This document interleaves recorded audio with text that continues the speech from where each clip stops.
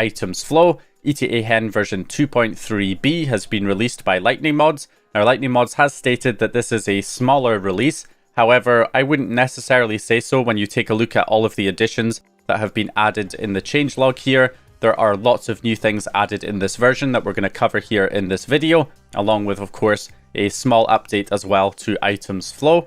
So, of course, etaHEN, if you're unfamiliar, it's essentially the kind of gold hen equivalent on PS5, which gives us access to the jailbreak with kstuff, allowing us to run our PS5 game dumps on our PS4 fake packages. But it also, of course, has lots of other useful features built in for jailbroken users. So we're going to go ahead and check this out here in this video. Now, I do have an 8.00 system. One of the main things added in this version is 8.00 and 8.20 support with kstuff, because of course we got kstuff released first for 8.00 and now 8.20 also supported here with kstuff, allowing us to jailbreak and run our PS4 fake packages and game dumps up to firmware 8.20 right now. Now, in addition to this, we also have added 8.40, 8.60 and 9.xx toolbox support. It is untested though at the moment, but that means that if it does work, when new versions of kstuff come out, we'll be able to essentially run them alongside etaHEN with this version. We also have fake package DLC support for your PS4 fake package games so that your DLC will work on those games. That is included with this new version of kstuff that's added in this version. And then we also, of course, have PS5 debug updated to the latest version as well. Now, a lot of the other features we'll go ahead and check out once we actually have etaHEN loaded on our system.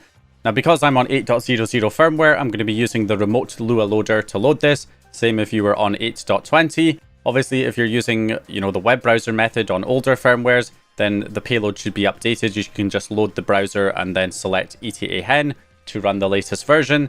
If you're on the Blu-ray exploit or the remote Lua loader, you can update the etaHEN payload via a USB drive. And then once you have everything loaded, you can then load the etaHEN payload off the USB. Both the Blu-ray exploit from VictoriousX and, of course, the itsplk autoloader support loading the payloads off a USB. In my case, I'm using the remote Lua loader, so I'm going to use the one from Master S9 here.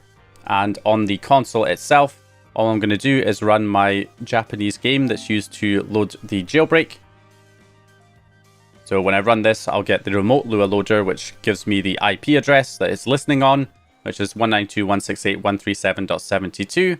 So I've got that entered here in the application, port 9026. I can run the PS Lapse exploit, which is the jailbreak. And you can see there it loaded successfully. So once that's loaded, we can then load our ELF loader. And that will load the ELF loader on the PS5, as you can see there. That is now running. And then finally, all I need to do is load the etaHEN payload using another payload injector like Netcat GUI. I'll take the payload, drag it in, enter the IP address and port number, and inject the payload. And that will get etaHEN started on my PS5 here on my 8.00 system. And again, this process is the same if you're on firmware 8.20. Okay, so once etaHEN is started, we can go ahead and simply close out of our game that we used to load the jailbreak. And we're now up and running with this latest version of etaHEN. So if I go into the settings and scroll down to our etaHEN toolbox, we've got all of the features added in here. So the first thing that's most obvious is the plugins option has been changed. So it's now called plugins/payload elfs. This has been changed so that you can now load regular elf payloads from within the plugins section. Now, in previous versions, plugins were like a separate, well, they were kind of supposed to be like a separate format, but they weren't really. They were just elf payloads that had a kind of few extra bytes at the beginning for the title of the plugin, but the file was essentially just an elf file. However, the plugins option would not accept regular elfs. Now it will, so you can take any normal elf file that you can run as a payload on the PS5 and add it to etaHEN, so etaHEN can load it, or etaHEN can also load it on startup, just like a plugin. So regular elf payloads can be added essentially as plugins now to etaHEN, which is a pretty handy feature that's been included here. So just as an example, we can see if I go into my services settings, we do have the FTP server running by default. So I'll go ahead and add a payload in here that we can enable. So for instance, if I switch back over to my computer here, we've got the PS5 payload dev repo with the webserve payload that can be used to run other types of homebrew applications and games and various things. So I can also download this ELF file here for that. So all I got to do is connect via FTP. So I'll go ahead and open up FileZilla, an FTP client on my computer, and enter the PS5's IP address in the host box, port number 1337, and quick connect. And then if I go into the data folder and then the etaHEN folder, you can see not only do we have the plugins folder where the normal .plugins files go, we now have a payloads folder as well where you can put the regular ELF payloads. So I'll go ahead and open that up and take the WebServe payload in here and copy it in. I could do the same with AirPSX or any other payload that I would want to be able to load within etaHEN. So with that now added, I can switch back over once again to our PS5. And then if I go into the plugin/payload ELFs, you can see it now shows up. Now, no version shows up because, of course, again, this is just an ELF file. It doesn't have those extra bytes to show the proper title and version number, which is what the .plugin versions would have.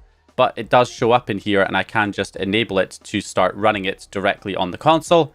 Whenever you try to load ELF files within etaHEN, it does take a minute for it to start up. But you can, of course, add it to load automatically when etaHEN starts so that you don't have to wait a while to load it like this. So we'll just give it a few extra seconds here for it to start up. And there we go, serving HTTP on the localhost :8080. We can see the plugin or ELF file has been launched.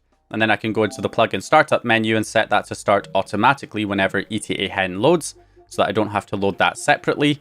So that's another very handy feature that's been added here in this version of etaHEN. And if we check to make sure that's working, I can hop onto the homebrew launcher here.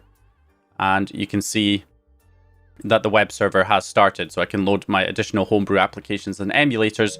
Now, another thing that you'll also see that is missing in the plugins option is the game error fix plugin that we had in previous versions. That feature has now been built within etaHEN itself, so it's baked in to etaHEN, so it no longer requires the plugin. So when you load this version, if you had that plugin installed previously, it will just delete it, so it will no longer show up in the plugins menu because it's not needed anymore. It will automatically apply the error patch. So for instance, if I go into my PS5 Webman Games section, we can see that I do have a game installed here. If I try to run that game off the USB, so it says it's launching the game, and it is again a PS5 game dump, but we no longer get those universal data registration error messages that would pop up previously, and on some games it would just spam that error message continuously. That's what the plugin was designed to fix, but as you can see, those messages are patched out automatically in this version of etaHEN without having to apply a separate plugin in order to do so. So that's another feature that's been added there. Not only that, but the Webman Games section itself that you can use to launch those games within, I believe it will check those locations. It will check the ext directories, which are for those M.2 drives or potentially external drives